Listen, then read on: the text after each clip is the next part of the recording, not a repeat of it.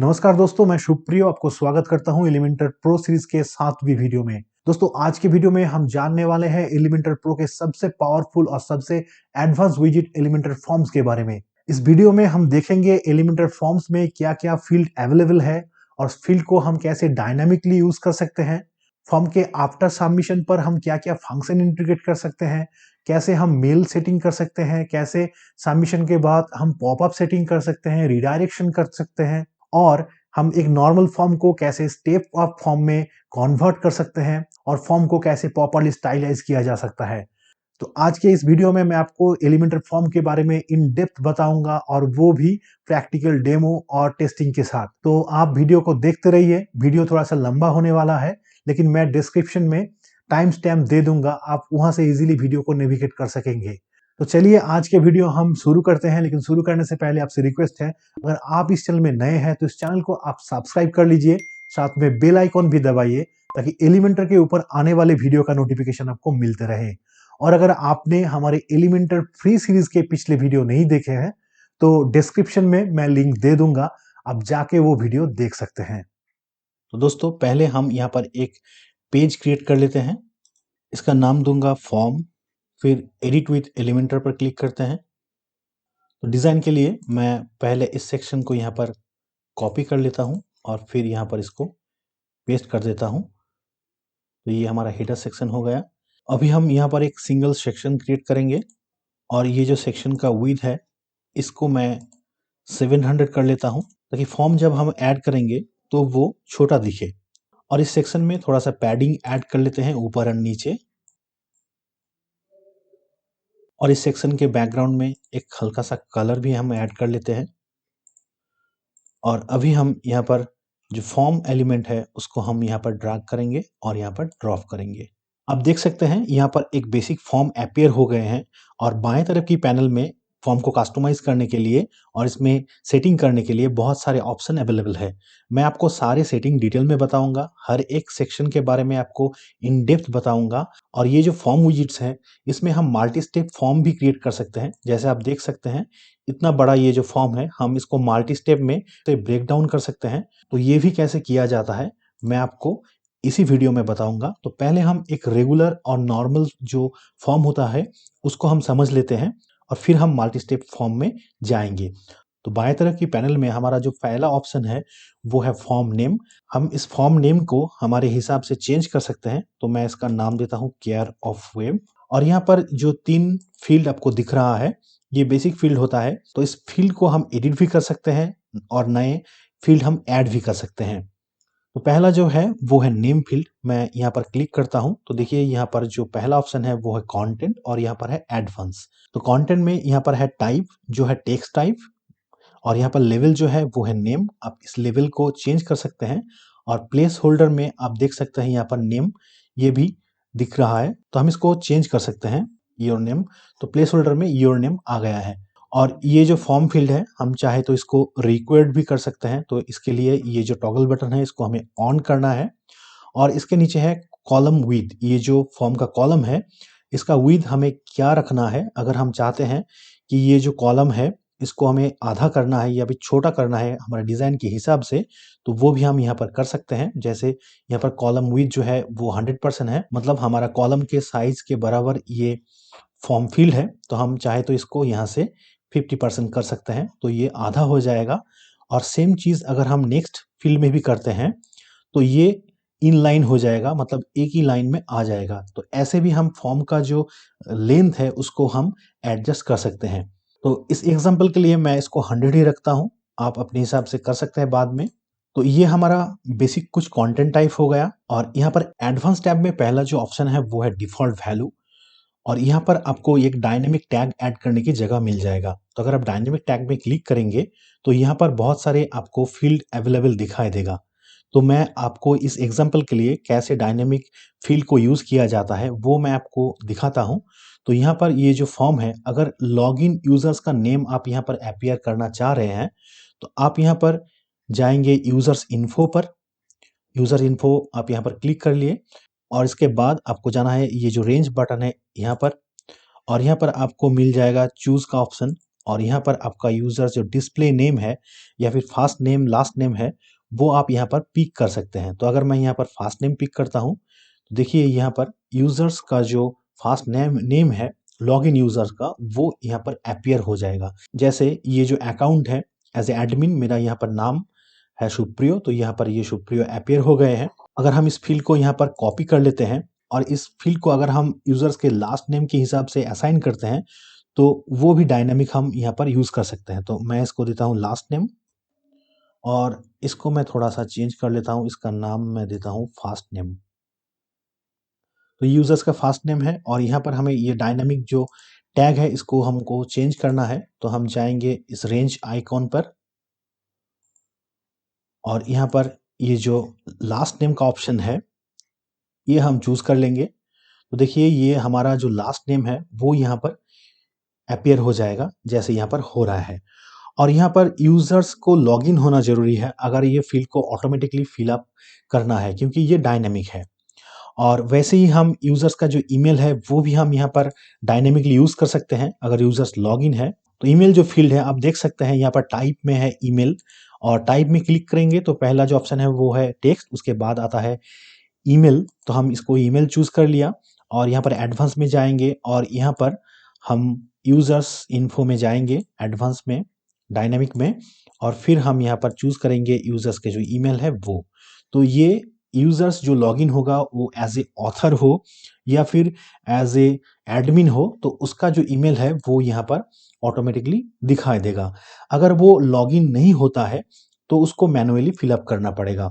तो वो भी मैं आपको दिखाता हूँ। मैं पहले इसको अपडेट कर देता हूँ, पब्लिश कर लिया और इसका जो प्रीव्यू है ये हम एक इनकॉग्निटो विंडो में आपको दिखाऊंगा। तो देखिएगा वो जो फॉर्म वहाँ पर अपीयर होगा उसमें आपको नहीं दिखाई देगा। देखिए यहाँ पर अभी मेरा नाम, मेरा लास्ट नेम और यहाँ पर ईमेल दिखाई दे रहे हैं, लेकिन अगर मैं इसको एक इनकॉग्निटो टैब में ओपन करूँगा जहाँ पर मैं लॉगिन नहीं रहूँगा तो वहाँ पर वो जो फील्ड है उसमें मेरा नाम या फिर टाइटल या फिर ईमेल कुछ भी नहीं दिखाई देगा, क्योंकि वो लॉगिन यूज़र्स के लिए है। तो देखिए यहाँ पर वो कुछ नहीं दिखाई दे रहे हैं।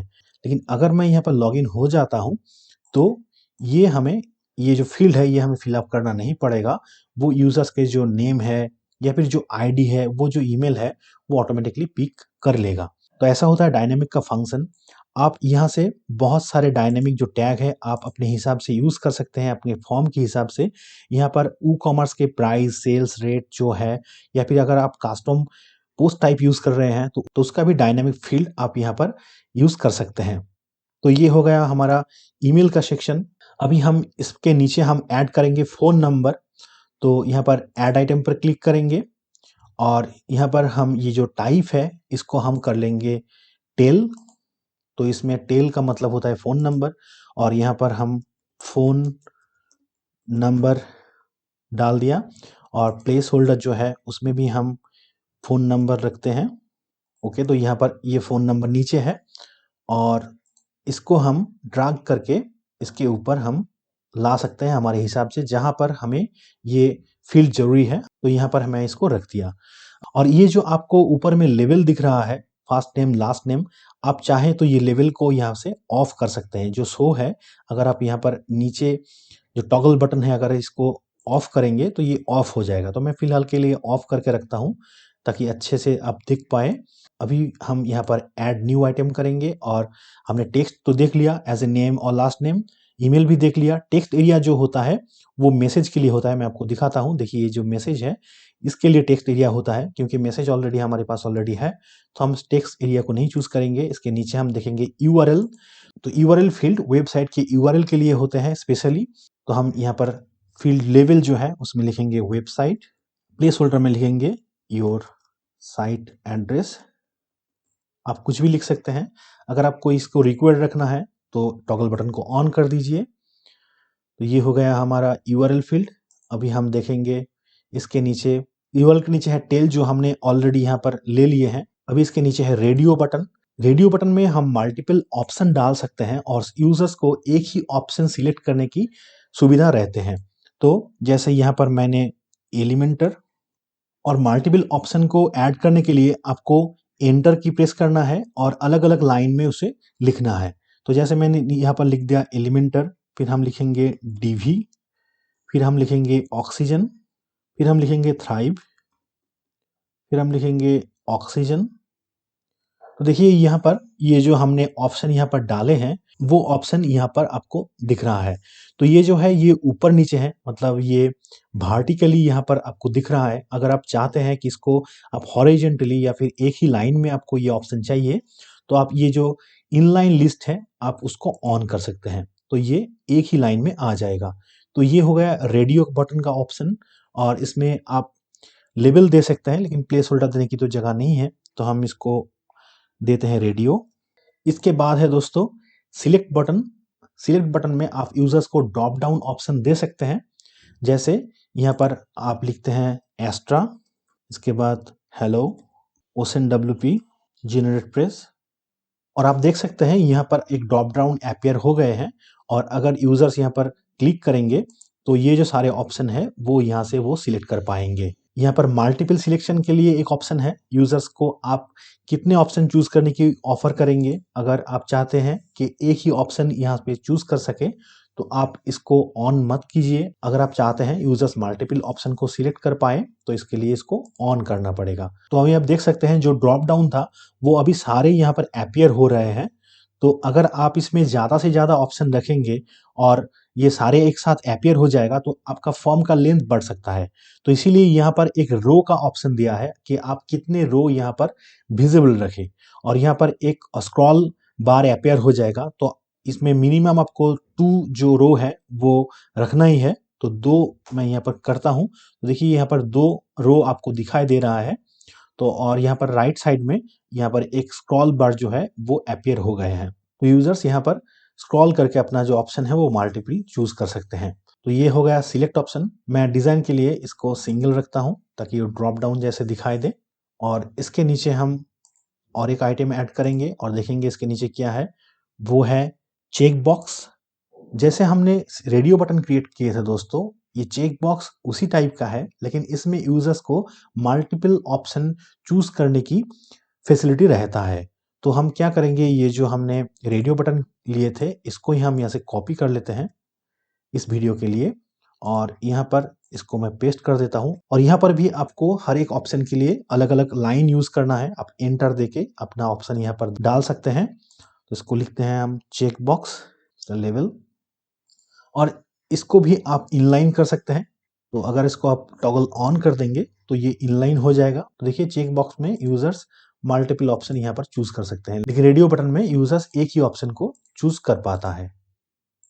चेक बॉक्स के नीचे है एक्सेप्टेंस का ऑप्शन। एक्सेप्टेंस का मतलब होता है कि ये टर्म्स एंड कंडीशन का एक ऑप्शन रहता है फॉर्म के नीचे, वो हम यहाँ पर क्रिएट कर सकते हैं।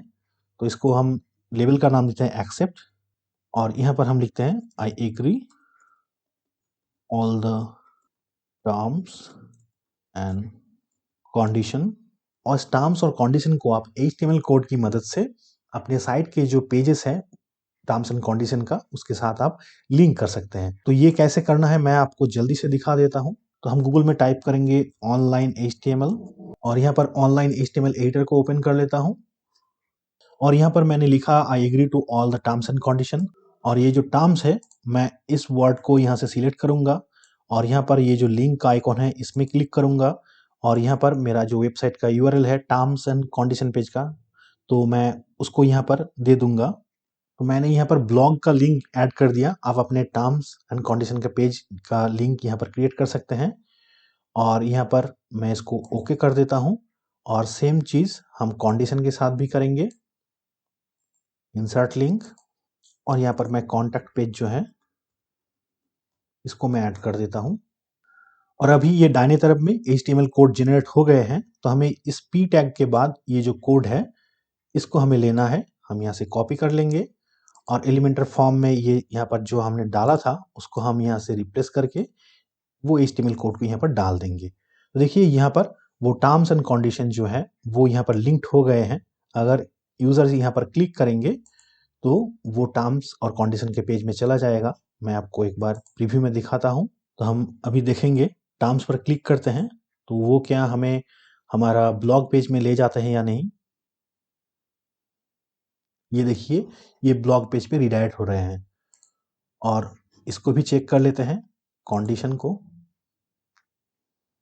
और कंडीशन ये हमारा ये जो कॉन्टैक्ट पेज है उसमें इसको रीराइट कर रहे हैं। तो हमारा ये जो कोड है ये ठीक तरह से काम कर रहे हैं। और इसके नीचे दोस्तों देखिए एक ऑप्शन है चेक बाय डिफ़ॉल्ट, मतलब ये जो यहाँ पर चेक बॉक्स है, अगर आप चाहते हैं कि इसको डिफ़ॉल्ट चेक करके रखेंगे तो इसको ऑन कर दीजिए, तो ये बाय डिफ़ॉल्ट चेक हो जाएगा, यूज़र्स को इसको चेक करना नहीं पड़ेगा। तो ये आप यहाँ पर कर सकते हैं। तो अभी मैं इसको ऑफ कर देता हूँ और देखता हूँ नेक्स्ट ऑप्शन क्या है। तो नेक्स्ट ऑप्शन जो है वो है नंबर। तो नंबर में यहाँ पर आप किसी भी डिजिट यहाँ पर यूज़ कर सकते हैं। और प्लेस होल्डर में लिखता हूँ एज और लेवल में देता हूँ एज। और इसके नीचे जो है वो है रिक्वायर्ड, आप चाहे तो इस फील्ड को रिक्वायर्ड कर सकते हैं। और मिनिमम वैल्यू और मैक्सिमम वैल्यू, तो मिनिमम वैल्यू में रखता हूँ 18 और मैक्सिमम वैल्यू में रखता हूँ 60। तो यहाँ पर क्या होगा, यूज़र्स को यहाँ पर अपना जो एज है वो डालना पड़ेगा। अगर यूज़र्स यहाँ पर अपना एज 18 के नीचे रखेगा तो ये फॉर्म सेंड नहीं हो पाएगा, और 60 के ऊपर रखेगा तो भी ये फॉर्म सेंड नहीं होगा। तो यहाँ पर आप मिनिमम और मैक्सिमम वैल्यू ऐसे एज ए नंबर सेट कर सकते हैं। अभी देखेंगे इसके नीचे क्या ऑप्शन है। इसके नीचे जो है वो है डेट का ऑप्शन। जैसे अपॉइंटमेंट लेने के लिए किसी डेट को यूजर्स को चूज करना है तो ऐसे हम यहाँ पर डेट रेंज दे सकते हैं। तो यहाँ पर लेवल में हम रखते हैं डेट, प्लेस होल्डर में रखेंगे डेट। और यहाँ पर मिनिमम डेट जो है वो मैं आज का डेट चूज कर लेता हूँ 22 दिसंबर 2020। और यहाँ पर मैक्सिमम डेट जो है 31 दिसंबर तक कर लेता हूँ। तो अभी अगर मैं यहाँ पर क्लिक करूँगा तो देखिए यहाँ पर मुझे 31 दिसंबर तक दिखाई दे रहे हैं।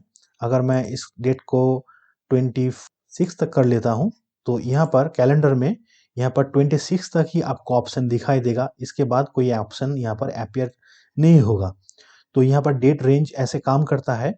और इसके नीचे जो है नेटिव HTML5, तो अगर मैं इसको ऑन करता हूँ तो ये जो हमारा डिज़ाइन आप देख रहे हैं ये बदल जाएगा और जो बेसिक HTML कैलेंडर होता है वैसे ही दिखाई देगा।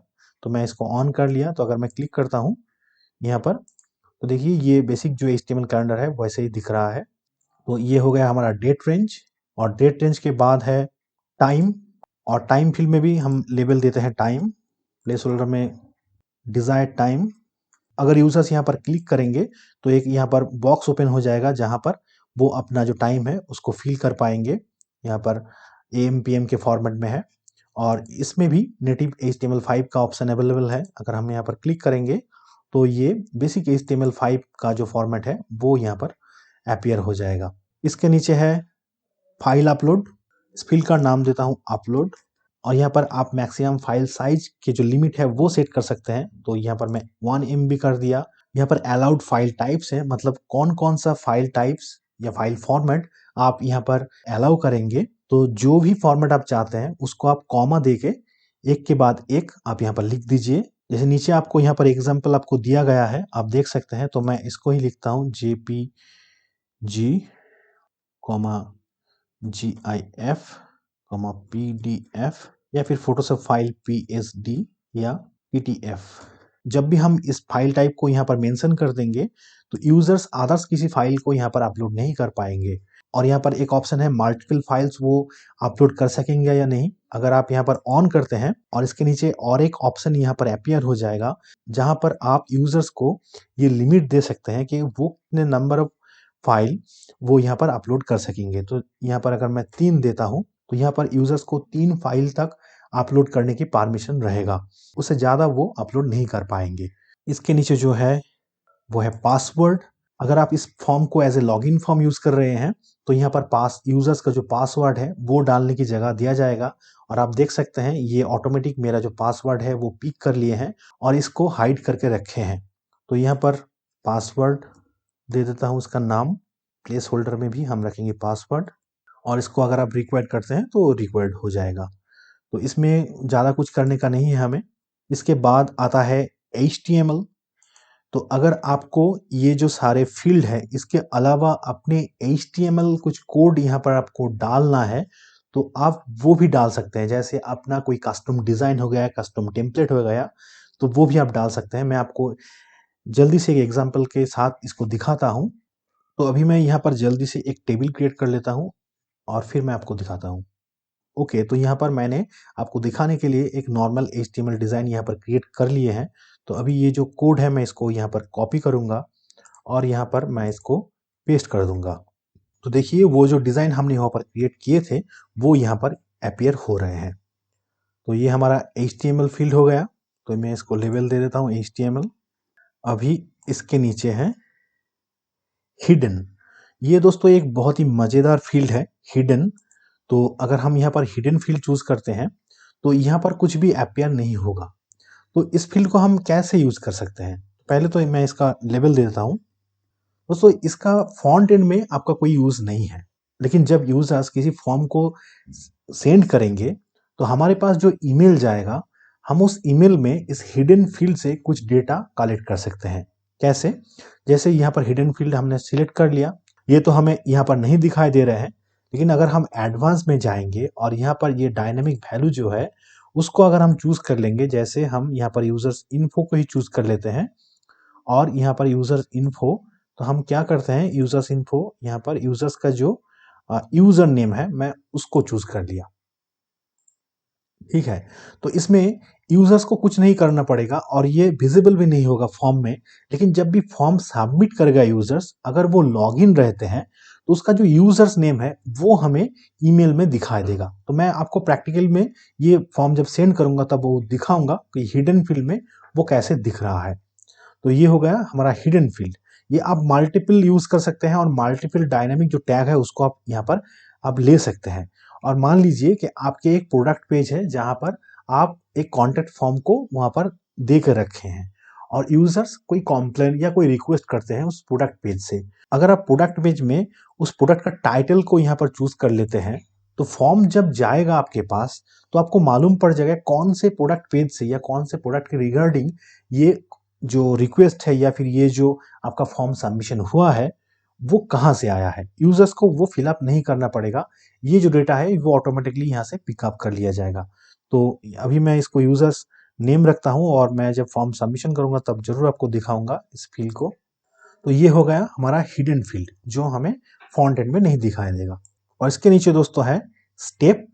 तो ये स्टेप में हम जाएंगे क्योंकि स्टेप अगर आप ऐड करेंगे तो ये जो फॉर्म है नॉर्मल फॉर्म, ये आपका स्टेप अप फॉर्म हो जाएगा।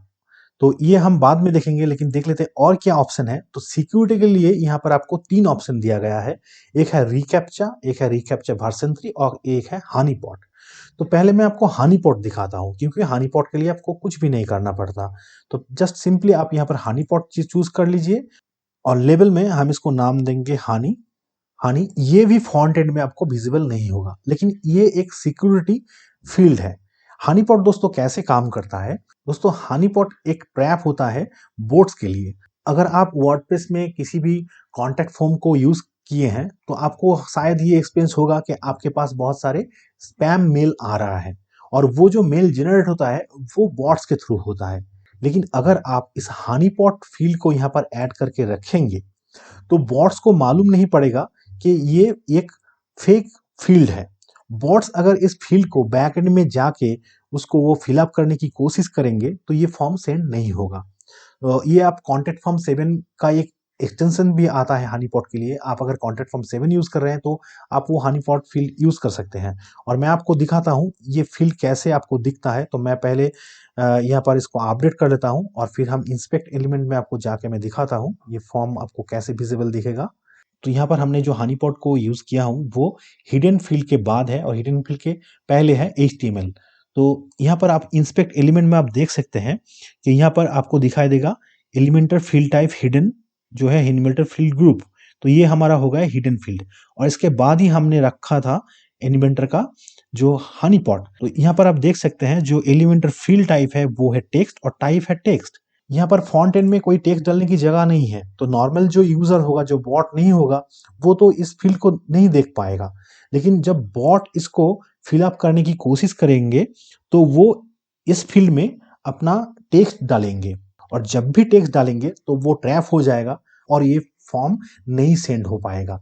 तो इसको यूज करने से बेसिक जो स्पैम है वो बहुत कम हो जाता है। और स्पैम को रोकने के लिए यहाँ पर आपको और भी ऑप्शन मिलेगा, वो है रिकैप्चा और रिकैप्चा वर्जन 3। रिकैप्चा विजिबल होता है और रिकैप्चा वर्जन 3 जो है वो हिडन होते हैं। तो हम यहाँ पर रिकैप्चा को एनेबल कर सकते हैं। तो अगर मैं यहाँ पर रिकैप्चा सिलेक्ट करता हूँ तो देखिए यहाँ पर ये अपीयर हो रहा है, लेकिन आप जब पहली बार करेंगे तो वो अपीयर नहीं होगा। क्यों? क्योंकि आपको इसके लिए एलिमेंटर के जो सेटिंग्स में जाना पड़ेगा और यहाँ पर रिकैप्चा का जो क्रेडेंशियल है वो आपको यहाँ पर डालना पड़ेगा। तो मैं इंटीग्रेशन में जाता हूँ और देखिए मैं यहाँ पर रिकैप्चा के लिए ये साइट की और सीक्रेट की यहाँ पर डाला हुआ हूँ। तो ये आपको कैसे मिलेगा, वो ये जो लिंक यहाँ पर दिया गया है, आप इस अगर लिंक पर ओपन करेंगे तो आपको गूगल रिकैप्चा का जो पेज है वहाँ पर आपको रिडायरेक्ट कर देगा और आप यहाँ पर लॉगिन होके आपका जो रिकैप्चा है उसका आप ये साइट की और सीक्रेट की आप यहाँ से ले सकते हैं। क्योंकि ये वीडियो बहुत ही लंबा हो रहा है, इसीलिए इस रिकैप्चा के सीक्रेट की और साइट की कैसे जनरेट करते हैं ये मैं इस वीडियो में नहीं दिखाऊंगा। आपको यूट्यूब में बहुत सारे वीडियो इस रिकैप्चा के ऊपर मिल जाएंगे, आप काइंडली उसको देख लीजिए। तो हमें रिकैप्चा यूज करने के लिए यहाँ पर ये साइट की सीक्रेट की इस एलिमेंटर के जो सेटिंग पेज है वहाँ पर इंटीग्रेशन में आपको जाके यहाँ पर देना पड़ेगा। तो मैं ऑलरेडी दे के रखा हूँ रिकैप्चा 2 और रिकैप्चा जो वर्जन 3 है उसके लिए, और मैं यहाँ पर रिकैप्चा को 2 को यूज कर रहा हूँ, इसीलिए ये विजिबल दिख रहा है। अगर मैं 3 को यूज करूंगा तो कुछ भी नहीं दिखाई देगा और पेज के एक्टिविटी के हिसाब से गूगल का जो सिस्टम है उसको वो स्पैम काउंट करेगा या फिर नॉर्मल काउंट करेगा। तो मैं आपको दिखाने के लिए ये जो रिकैप्चा 2 है उसको ही मैं यहाँ पर रखता हूँ। तो अभी हमारे पास और कोई फील्ड बाकी नहीं है, जो है वो है स्टेप। वो एक अलग फंक्शन है, मैं आपको वीडियो के आगे दिखाता हूँ, लेकिन उससे पहले हम बेसिक जो इसका स्टाइलिंग है और इसका जो फंक्शन है वो मैं आपको पहले दिखा देता हूँ, उसके बाद मैं स्टेप जो सेक्शन है उसमें जाऊंगा। ओके, तो लगभग सारे जो फील्ड है वो मैं यहाँ पर डाल दिया हूँ और इसके नीचे है इनपुट साइज। आप ये जो फील्ड्स का इनपुट साइज है इसको आप यहाँ से डिफाइन कर सकते हैं। तो बाय डिफॉल्ट ये स्मॉल है, अगर मैं इसको लार्ज करता हूँ इनपुट साइज जो है वो बड़ा हो जाएगा, अगर मैं एक्स्ट्रा लार्ज करता हूँ तो और भी बड़ा हो जाएगा। तो मैं इसको फिलहाल स्मॉल रखता हूँ। तो यहाँ पर आपको extra small, small, medium, large और एक्स्ट्रा लार्ज ये ऑप्शन मिलता है।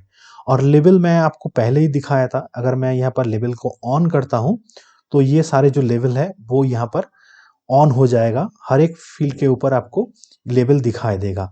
तो यहाँ पर मैं लेवल को हाइड करूंगा, लेकिन इसके नीचे है रिक्वायर्ड मार्क, अगर इसको आप यहाँ पर शो करते हैं तो लेवल के ऊपर ये जो एस्ट्रिक साइन है, रेड एस्ट्रिक साइन, वो आपको यहाँ पर दिखाई देगा।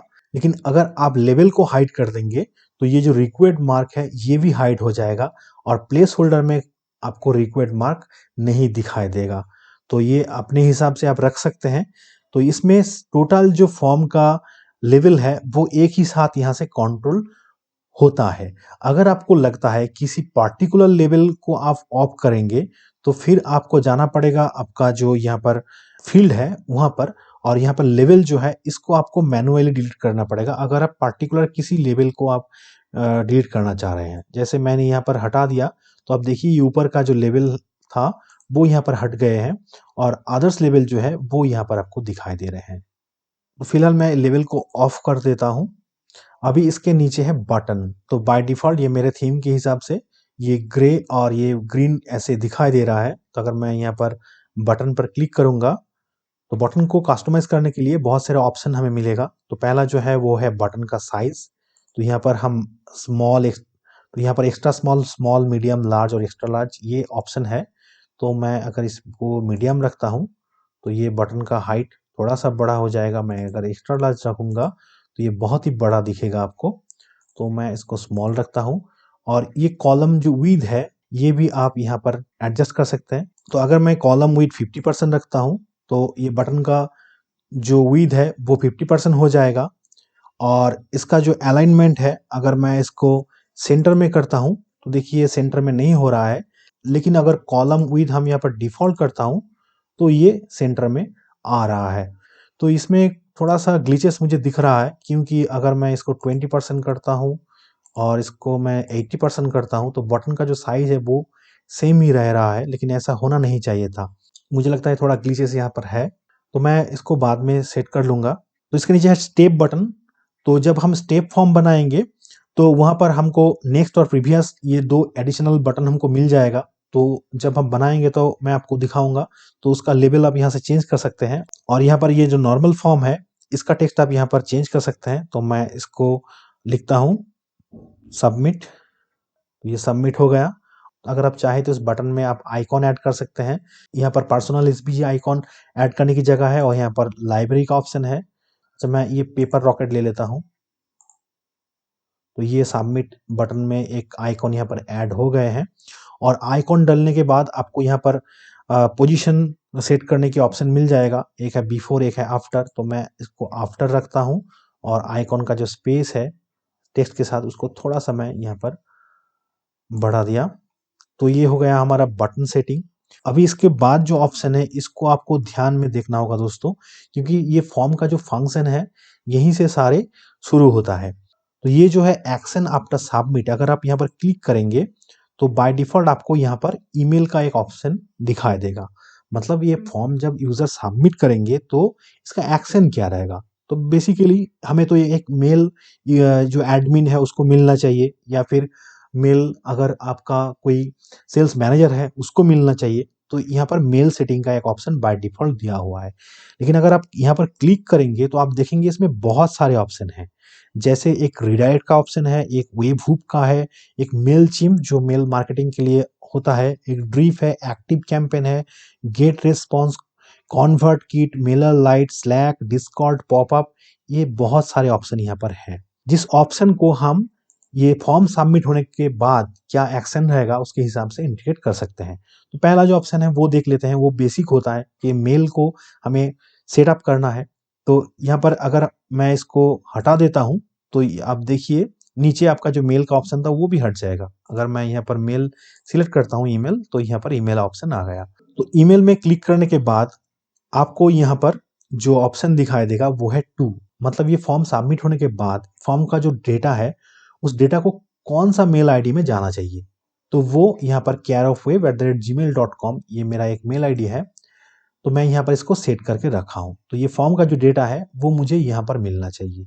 और इसके नीचे है सब्जेक्ट। तो सब्जेक्ट में क्या रहना चाहिए। तो new message from care of wave, ये डिफॉल्ट सब्जेक्ट होता है। आप अपने हिसाब से सब्जेक्ट को यहाँ पर चेंज कर सकते हैं।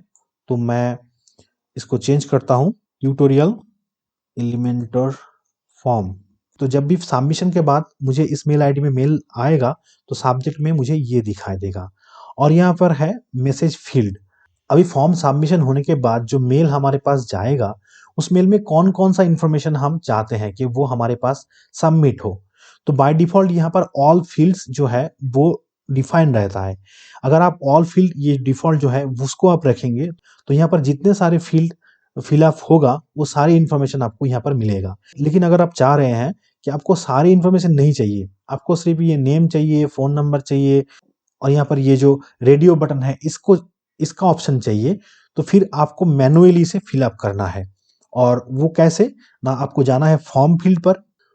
फॉर्म फील्ड में आपका ये जो पर्टिकुलर फील्ड है अगर आप यहाँ पर क्लिक करेंगे तो देखिए एडवांस में आपको यहाँ पर एक फॉर्म फील्ड, ये शॉर्ट कोड है फील्ड इक्वल टू नेम, ये जो मिल रहा है आपको, ये आपको मिलेगा। तो आपको इसे कॉपी करना है और कॉपी करने के बाद आपको यहाँ पर देना है जहाँ पर आप ये जो ईमेल सेटअप कर रहे हैं। तो जिस भी फील्ड का इंफॉर्मेशन आपको मेल में चाहिए आप उसे यहाँ पर दे सकते हैं। तो मैं इसको बाय डिफॉल्ट ऑल फील्ड्स ही रखता हूँ क्योंकि ज़्यादातर हमें ये सारे फील्ड का इंफॉर्मेशन ही ज़रूरत होता है।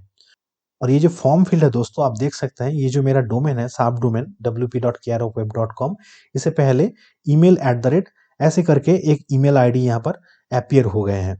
तो ये बाय डिफॉल्ट क्रिएट हो जाता है, आपको इसे चेंज करने की जरूरत नहीं है। इस ईमेल के थ्रू आपका जो फॉर्म है सबमिशन फॉर्म वो जाएगा। तो मैं आपको वो दिखाऊंगा जब हम इसको टेस्ट करेंगे। तो इसे कोई चेंज करने की जरूरत नहीं है। मैं आपको रिकमेंड करूंगा ये जो आपका डोमेन के साथ जो मेल यहाँ पर अपीयर हो रहा है उसे ही आप रखिए। और इसके लिए आपको अपने होस्टिंग में कोई मेल आईडी क्रिएट करने की जरूरत नहीं है, ये ऐसा ही काम कर जाएगा। और यहाँ पर फॉर्म नेम जो है वो है केयर ऑफ वेब, आप इसको भी चेंज कर सकते हैं। तो रिप्लाई टू में यहाँ पे आपको सेम ईमेल दिखाई दे रहा है जो फॉर्म ईमेल है, लेकिन हम इसको चेंज करेंगे। हम ड्रॉप डाउन में जाएंगे और ईमेल फील्ड को हम चूज करेंगे। तो ईमेल फील्ड चूज करने से क्या होगा, यूजर्स जो ईमेल आईडी डालेंगे वही ईमेल आईडी में हम रिप्लाई कर पाएंगे। तो ये भी मैं आपको जब फॉर्म सबमिशन होगा तो मैं आपको डिटेल में बताता हूँ। यहाँ पर CC मतलब कार्बन कॉपी और BCC तो ब्लैंक कार्बन कॉपी का ऑप्शन है। अब मल्टीपल सीसी या बीसीसी मेल आईडी आप यहाँ पर ऐड कर सकते हैं। और इसके नीचे आपको मिल जाएगा मेटा डेटा का ऑप्शन। तो मेटा डेटा में आपको date, time, page URL, user agent, remote IP और क्रेडिट, ये भी आपके मेल के नीचे आपको मिल जाएगा। आप चाहे तो इसको आप यहाँ से एडजस्ट कर सकते हैं। और यहाँ पर सेंड एज HTML है और प्लेन है, तो हम HTML मेल ही रखता हूँ। तो ये हमारा प्राइमरी मेल जो है वो सेटअप हो गया। लेकिन अगर आप चाहते हैं कि ये जो सेम इंफॉर्मेशन आप यहाँ पर ले रहे हैं उसे आपको दूसरे एक मेल में भी भेजना है, इसके लिए भी ऑप्शन है। तो आप क्या करेंगे, मेल टू यहाँ पर है, इसको आप चूज कर लीजिए। तो देखिए यहाँ पर मेल टू का सेटिंग आ गया। मेल टू में आपको सेम ऑप्शन मिल जाएगा। आप यहाँ पर ये जो एडमिन मेल आईडी है उसको चेंज करके आप दूसरे मेल आईडी डाल दीजिए, और ये जो फील्ड है उसको आप जैसे मैंने पहले बताया उसके हिसाब से आप ये एडजस्ट कर लीजिए। तो ये आपका मेल टू का भी ऑप्शन आ गया। तो फिलहाल इस मेल टू को मैं यहाँ पर हटा देता हूँ। इसके नीचे है रिडायरेक्शन, मतलब फॉर्म सबमिट होने के बाद आप यूजर्स को कहाँ पर रिडायरेक्ट करेंगे। तो मैं चाहता हूँ यूजर्स फॉर्म सबमिट करने के बाद केयर ऑफ वेब के जो ब्लॉग पेज है उसमें चला जाए। तो मैं यहाँ पर सेट करके रखता हूँ। ओके, तो मैं ये कर दिया। अब फिर हम टेस्ट करेंगे कि ये काम हो रहा है या नहीं। इसके बाद है वेब हुक। वेब हुक से दोस्तों आप बहुत सारे एप्लीकेशन या फिर जो ऑटोमेशन सर्विस है उसके साथ आपके फॉर्म को आप इंटीग्रेट कर सकते हैं। क्योंकि वीडियो लंबा हो रहा है इसीलिए मैं डिटेल इंटीग्रेशन आपको यहाँ पर नहीं दिखा पाऊंगा, लेकिन एज ए एग्जांपल मैं आपको दिखाऊंगा। यहाँ पर जैपियन नाम का एक ऑटोमेशन सर्विस है जिसका वेब हुक यूज करके आप अपने सबमिटेड फॉर्म के साथ बहुत कुछ कर सकते हैं। एज ए एग्जाम्पल मैं यहाँ पर वेब हुक यूज किया हूँ और यहाँ पर एक स्प्रेडशीट यूज किया हूँ कि जो भी वेबसाइट का डेटा सबमिट हो वो एक स्प्रेडशीट में, गूगल का जो स्प्रेडशीट होता है उसमें वो स्टोर हो जाए। तो जैपियर को कैसे इंटीग्रेट किया जाता है इसके ऊपर एक डिटेल एक आर्टिकल है एलिमेंटर के हेल्प सेक्शन में। तो मैं इस आर्टिकल का लिंक आपको नीचे दे दूंगा, आप ये पढ़ के इसको सेटअप कर सकते हैं। अगर आप चाह रहे हैं ये वेब हुक और अदर्स इंटीग्रेशन के ऊपर डिटेल में वीडियो बनाना चाहिए तो कमेंट में मुझे लिखिए। जिस दिन मुझे इसके रिगार्डिंग 50 रिक्वेस्ट मिल जाएगा उस दिन मैं इसके ऊपर वीडियो बनाऊंगा। अभी एक्शन आफ्टर सबमिट में मैं आपको दिखाऊंगा पॉपअप के ऑप्शन। एलिमेंटर प्रो में पॉपअप बिल्डर है तो मैं उसकी मदद से यहाँ पर एक पॉपअप क्रिएट करके रखा हूँ। एलिमेंटर प्रो सीरीज के आने वाले वीडियो में आपको पॉपअप के ऊपर डिटेल वीडियो मिल जाएगा। फिलहाल के लिए आप देख लीजिए। तो वहां पर मैंने पॉपअप चूज किया और यहाँ पर पॉपअप का ऑप्शन आ गया और मैं यहाँ पर ओपन पॉपअप करता हूँ।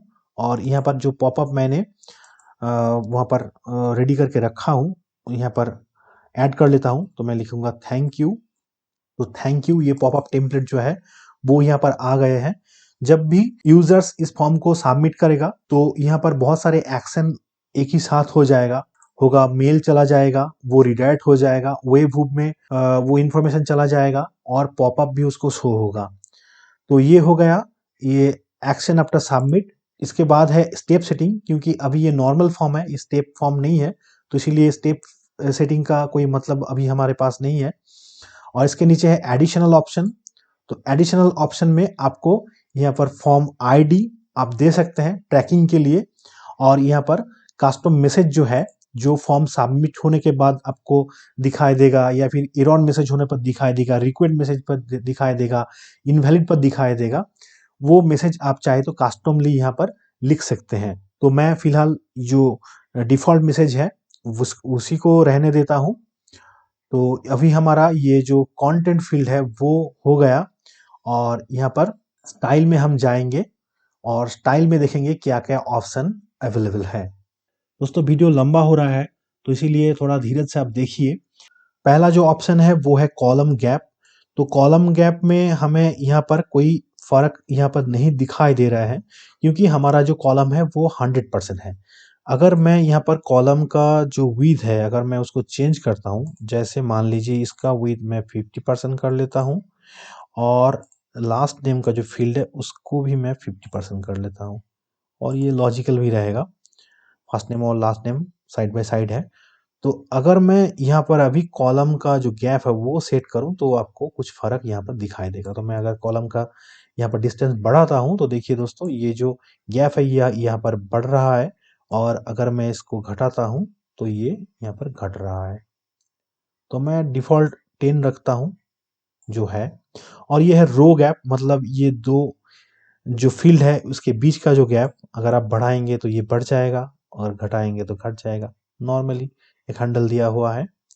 और लेवल में जो है, लेवल का स्पेसिंग, क्योंकि यहाँ पर लेवल अपियर नहीं है इसीलिए आपको नहीं दिखाई देगा, तो मैं पहले इस लेवल को ऑन कर लेता हूँ। लेवल को ऑन कर दिया। ओके, अभी हम जाएंगे लेवल स्पेसिंग को हम देखेंगे। लेवल स्पेसिंग मतलब लेवल के नीचे और ये सेक्शन के ऊपर जो गैप है, इसको हम यहाँ से बढ़ा सकते हैं या फिर घटा सकते हैं। तो लेवल स्पेसिंग 0 ही रहने देते हैं। लेवल का जो कलर है वो हम यहाँ से चेंज कर सकते हैं। जैसे टेक्स्ट कलर जो है, अगर मैं इसको रेड कर देता हूँ, लेवल रेड हो जाएगा। अगर ब्लू करता हूँ तो लेवल ब्लू हो जाएगा। ये अपने डिज़ाइन के हिसाब से आप कर सकते हैं। और यहाँ पर जो मार्क कलर है, मतलब ये जो आपको रेड एस्ट्रिक दिख रहा है, ये भी आप यहाँ से चेंज कर सकते हैं। अगर मैं इसको अगर मैं इसको ब्लू कर देता हूँ तो ये जो एस्ट्रिक शाइन है आप देखिए वो अभी ब्लू हो गए हैं। तो इसको भी मैं डिफ़ॉल्ट रखता हूँ। और टाइपोग्राफी जैसा होता है, आप अपने हिसाब से टाइपोग्राफी भी चूज़ कर सकते हैं। तो मैं चेंज ही कर लेता हूँ रोबोट तो। ओके, तो ये चेंज हो गए हैं। इसके नीचे है एचटीएमएल फील्ड। एचटीएमएल फील्ड, ये जो हमारा एचटीएमएल फील्ड है, इसके नीचे आप चाहे तो एडिशनल स्पेसिंग ऐड कर सकते हैं। इसका एक ऑप्शन यहाँ पर दिया गया है। और यहाँ पर कलर है, जो कलर आपके एचटीएमएल कोड में पहले से डिफाइन नहीं है, जैसे ये जो 4.8 4.6 ये पहले से डिफाइन नहीं है, इसी कलर को हम यहाँ से चेंज कर सकते हैं। जैसे अगर मैं इसको रेड कर देता हूँ तो देखिए ये कलर यहाँ पर चेंज हो रहा है, क्योंकि ये पहले से ही यहाँ पर कलर डिफाइन नहीं है। और यहाँ पर कलर डिफाइन है, इसीलिए यहाँ पर कोई इफेक्ट यहाँ पर नहीं दिखाई दे रहे हैं आपको।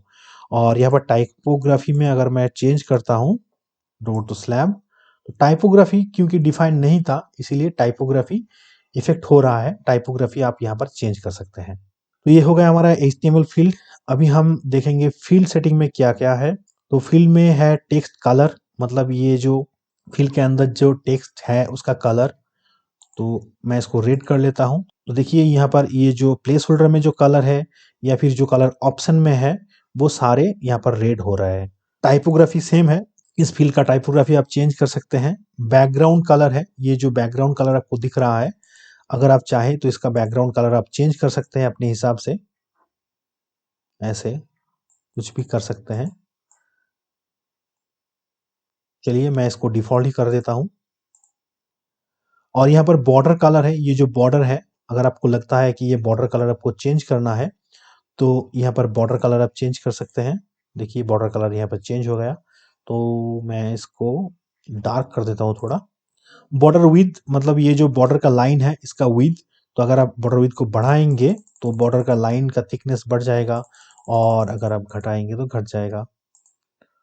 तो ये हो गया। और बॉर्डर रेडियस, यहाँ पर बॉर्डर रेडियस, थोड़ा सा बॉर्डर रेडियस है एंगल में, अगर आप बॉर्डर रेडियस को बढ़ाएंगे, यहाँ पर 5 कर देंगे, तो देखिए ये जो बॉक्स है वो यहाँ पर ऐसे कार्व हो गया, ये ऐसे शेप में आ गया है।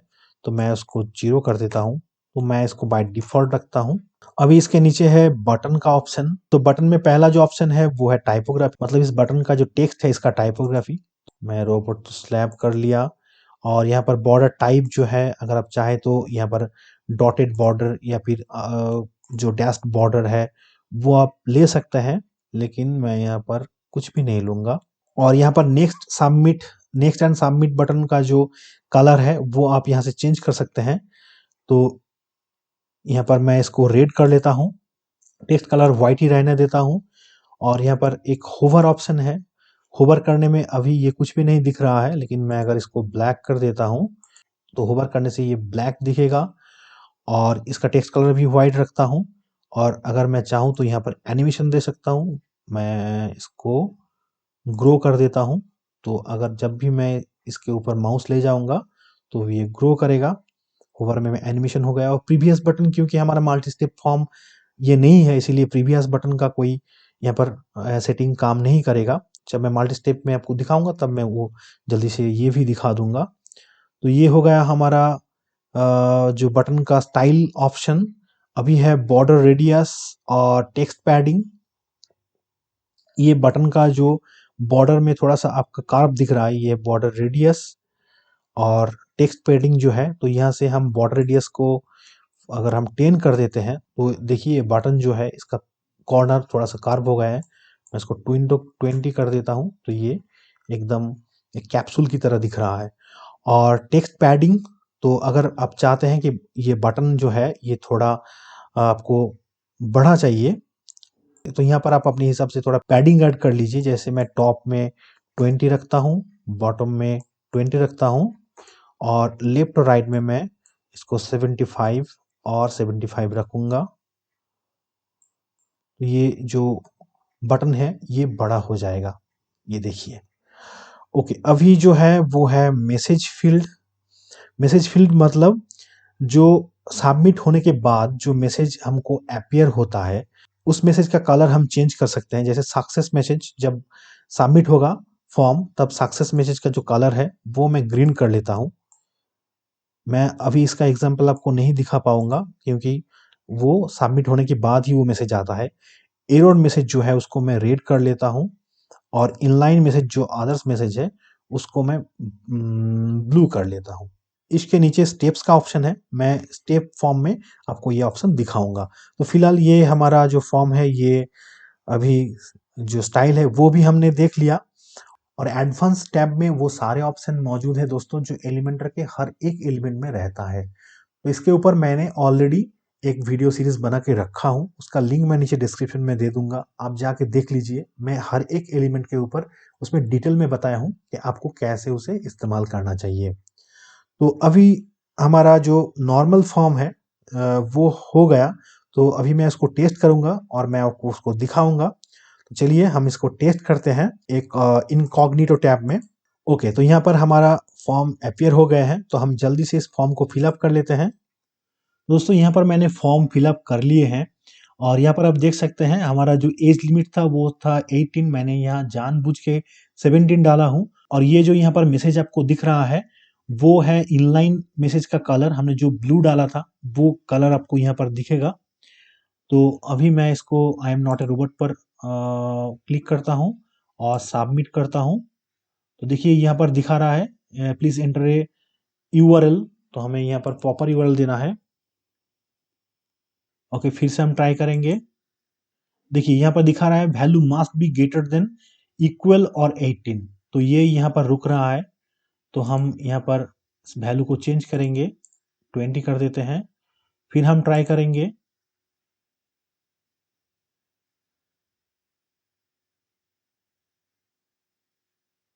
तो ये हमारा फॉर्म सबमिट हो गया, और हमने पॉपअप वहां पर सेट किया था, इसीलिए ये पॉपअप यहाँ पर अपीयर हो गए हैं जो है थैंक यू मैसेज।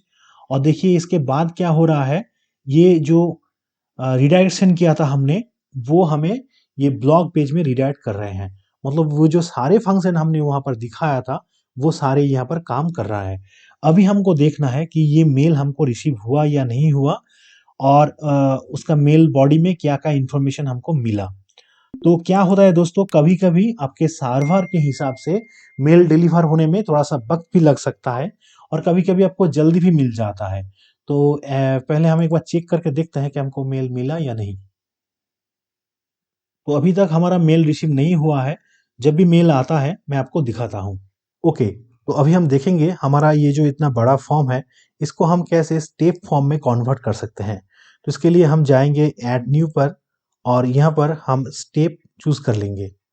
देखिए स्टेप ऐड हो गए हैं, यहाँ पर आपको ऊपर दिखाई देगा स्टेप 1, और यहाँ पर आपको दिखाई देगा स्टेप 2।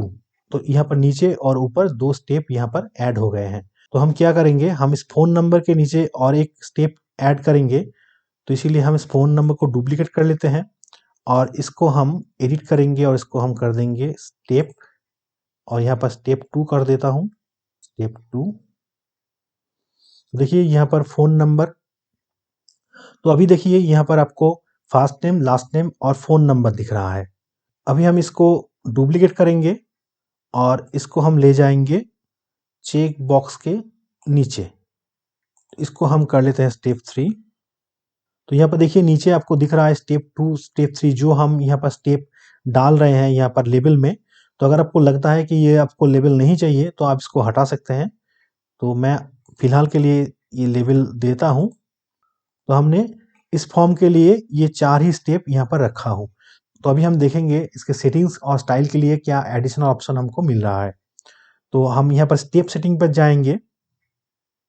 स्टेप सेटिंग पर यहाँ पर नंबर और टेक्स्ट है टाइप, जो आपको यहाँ पर दिख रहा है। अगर आप यहाँ पर सिर्फ नंबर चूज़ करेंगे, तो ये नीचे का जो टेक्स्ट आपको दिख रहा था, वो गायब हो जाएगा। और यहाँ पर अगर सिर्फ आप टेक्स्ट को रखते हैं, तो सिर्फ स्टेप 1, स्टेप 2 आपको यहाँ पर दिखाई देगा। और इसके अलावा आपको यहाँ पर प्रोग्रेस बार भी दिखाई देगा। अगर आप यहाँ पर प्रोग्रेस बार सिलेक्ट करते हैं, तो यहाँ पर आपको एक प्रोग्रेस बार शो करेगा, क्योंकि यहाँ पर कलर हमने सेट नहीं किए हैं, इसीलिए वो नहीं दिखाई दे रहे हैं। तो वो भी मैं आपको दिखाता हूँ। तो फिलहाल मैं इसको नंबर रखता हूँ, और यहाँ पर शेप जो है वो सर्कल है। तो यहाँ पर शेप आप स्क्वायर कर सकते हैं और राउंडेड कर सकते हैं, और यहाँ पर नन भी कर सकते हैं। यहाँ पर कोई नहीं शेप दिखाई देगा, सिर्फ आपको डिजिट दिखाई देगा। तो मैं यहाँ पर जो सर्कल शेप है उसको रखता हूँ, और एडिशनल में ऑप्शन में जाता हूँ, और फिर हम जाएंगे स्टाइल पर। और स्टाइल में आप देखिए यहाँ पर आपको बटन में ऑप्शन मिल जाएगा, वो है प्रीवियस बटन का, जो हमें बाद में दिखाई देगा। और यहाँ पर प्रीवियस बटन का कलर भी हम सेट कर सकते हैं। तो मैं यहाँ पर कलर सेट करके रखता हूँ। तो ये हम रख देंगे ग्रीन। जब हम फॉर्म फिलअप करेंगे, इसको ट्राई करेंगे, तो अब हमें ये दिखाई देगा। तो ग्रीन कर लिया। और यहाँ पर स्टेप्स का जो ऑप्शन है, इसको भी एक बार देख लेता हूँ। तो स्टेप में पहला जो है वो है स्पेसिंग। तो अगर हम स्पेसिंग को बढ़ाएंगे, तो ये स्टेप और ये जो गैप है, ये फील्ड का, इसका बीच का जो गैप है वो बढ़ जाएगा। तो मैं इसको 25 रखता हूँ। ओके।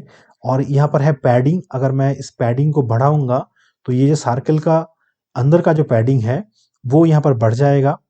और यहाँ पर हमको मिलता है और कुछ ऑप्शन, जिसमें ये जो कलर है इसको हम यहाँ से कंट्रोल कर सकते हैं। तो प्राइमरी कलर मतलब जो टेक्स्ट कलर है, उसको हम ले लेते हैं डार्क ब्लैक। और सेकेंडरी कलर मतलब इस बीच का जो कलर है, उसको हम ले लेते हैं येलो। और एक्टिव जो टैब है उसका कलर हम रख सकते हैं यहाँ पर ग्रीन। और एक्टिव का जो टेक्स्ट कलर है वो भी हम रखते हैं डार्क ब्लैक। और कॉम्प्लीटेड जो है उसको हम कर देते हैं ग्रे। और इसका प्राइमरी कलर भी हम रखते हैं ब्लैक।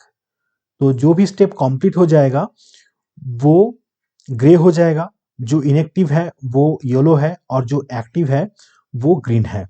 और यहाँ पर डिवाइडर का जो विड्थ है, आप इसको बढ़ा सकते हैं, घटा सकते हैं। और डिवाइडर का जो गैप है, ये भी आप यहाँ से एडजस्ट कर सकते हैं। आपको ये दिख रहा होगा। ओके। तो अभी हम इस फॉर्म को एक बार टेस्ट कर लेते हैं और देखते हैं हमारा सारा जो सेटिंग है वो ठीक तरह से काम कर रहा है या नहीं। तो हम इसको एक इनकॉग्निटो विंडो में इसको ओपन करेंगे। तो यहाँ पर मैं जल्दी से फिलअप कर लेता हूँ। अभी मैं यहाँ पर नेक्स्ट पर जाऊँगा। देखिए नेक्स्ट पर जाने पे वो जो हमने सेक्शन सेकंड स्टेप के लिए रखा था वो यहाँ पर ऑन हो गए हैं।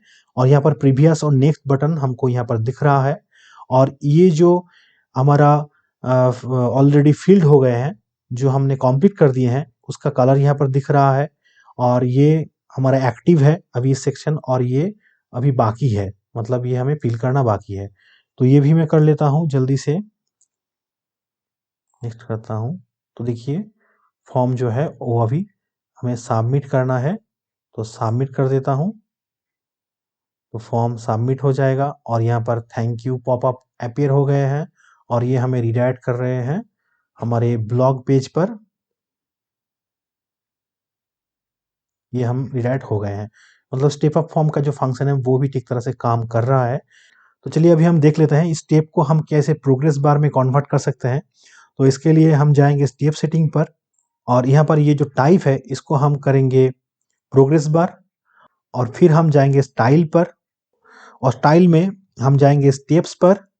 अभी देखिए हमको यहाँ पर कुछ नए ऑप्शन मिल गया है। उसमें एक है बैकग्राउंड कलर। तो हम यहाँ पर बैकग्राउंड कलर चूज कर लेते हैं ग्रीन।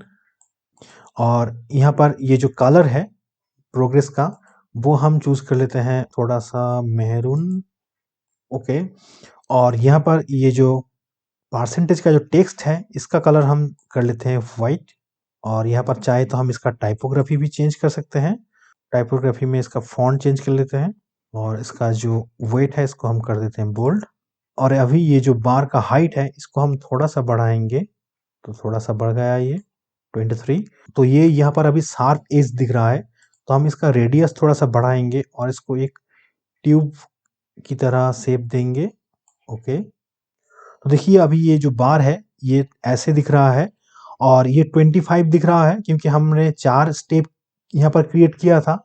तो पहला जो स्टेप है वो 25% है, नेक्स्ट स्टेप जब करूँगा तो 50% हो जाएगा। मैं आपको जल्दी से एक बार दिखा देता हूँ। तो ये हमारा फर्स्ट फेज है। अभी हम नेक्स्ट करेंगे तो देखिए ये 50% हो गया यहाँ पर बार, मतलब ये सेकेंड फेज। अगर हम इसको फिल करेंगे तो ये 75% हो जाएगा और आखिर में ये 100% हो जाएगा। तो ऐसे ये फॉर्म यहाँ पर काम करता है।